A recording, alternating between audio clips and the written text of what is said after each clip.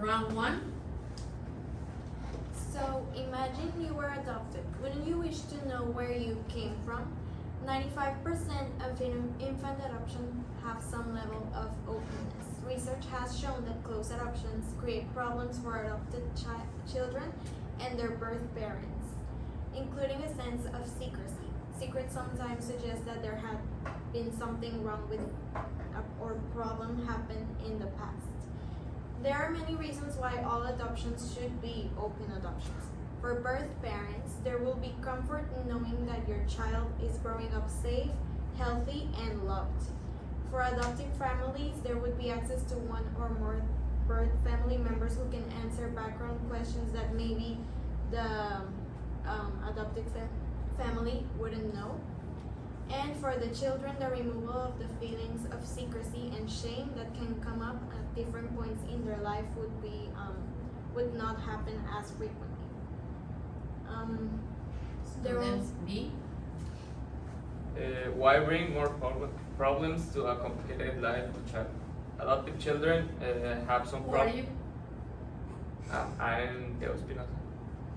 And adopted children have some problems because they have to live with another family they first cannot know or they can know.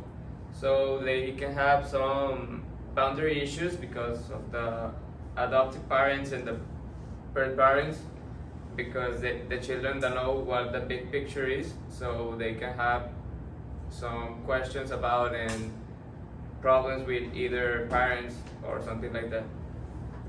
Student A. Okay, so responding to that statement you just mentioned,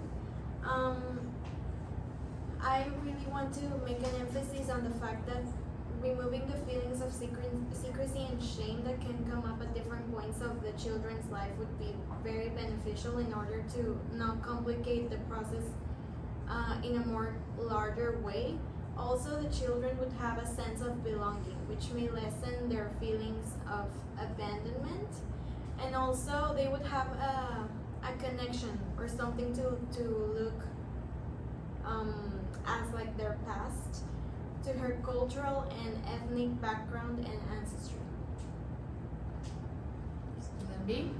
Okay, so responding, and they can be conflicting values in the life of a child because they can have like four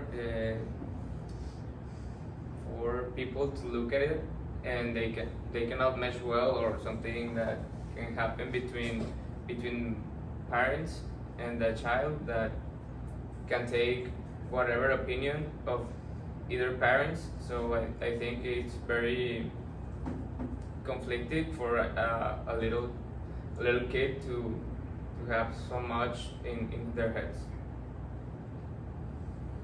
We come to the third round where questions are raised. Questions? Yes, Danny, to whom? Or shouldn't.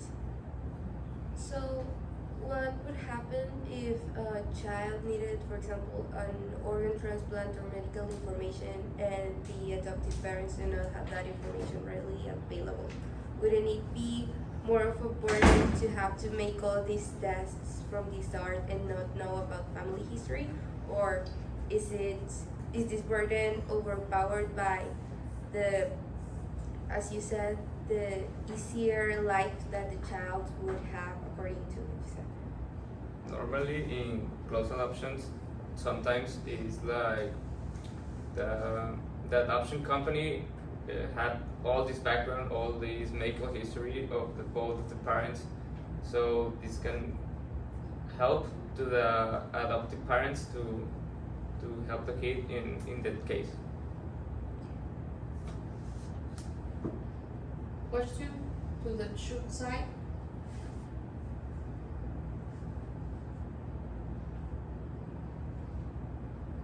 Pati? Okay. Then Alessandra? Yes. So how would you get the information of the adoption from children that were left in firefighter stations or in a church? How would you get the information? Because they deserve it. But how would they get it? Okay, so in that case, that would be something that I'm not really sure of how the process is whenever you don't have like a parent like near you, because this topic is like very linked to whenever like your like the birth parents like how do I say like accident like they agree to like put like start the adoption process and like bring their child to another adoptive family. So in that case, that would be a very different scenario. Okay, round 4. Who starts? Yeah, always in. Yes.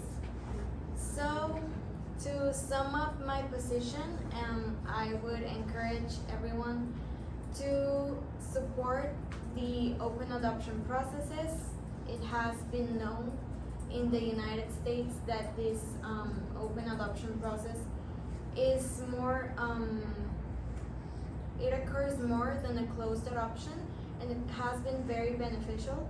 And I also wanted to add that warm relationships between birth and adoptive families that can create like an uplifting and valuable lifelong connections for the adopted children, and it could let like the sense of loss that he or she may feel.